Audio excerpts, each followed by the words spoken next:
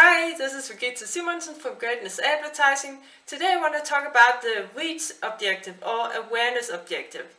And here I'm in my ads manager, and where you find it is you click on create a new campaign, and there you have your objectives.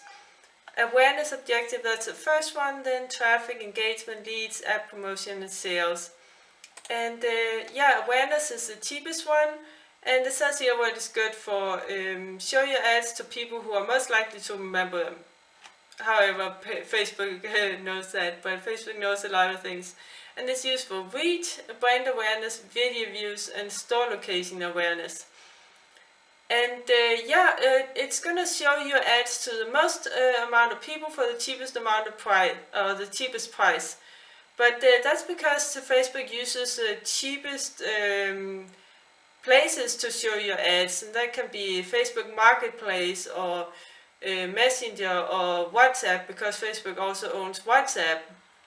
And those are places where people are less likely to purchase or become a lead. And they'll also show your ads in times of the day where people are less likely to purchase or become a lead. And that could be maybe in the middle of the night or in the middle of a day when people are busy with other things.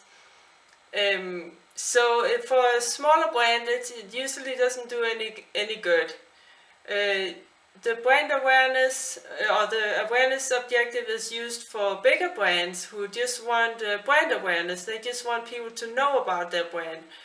And they're not concerned about getting more leads or getting more clients or sales. They just want people to know about their brand. And that can be big brands like Coca-Cola or Nike.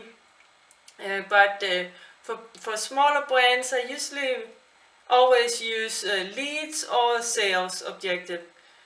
Those you can always use for anything, whether you want leads or sales, even if you're brand new and it's the first time you're running ads.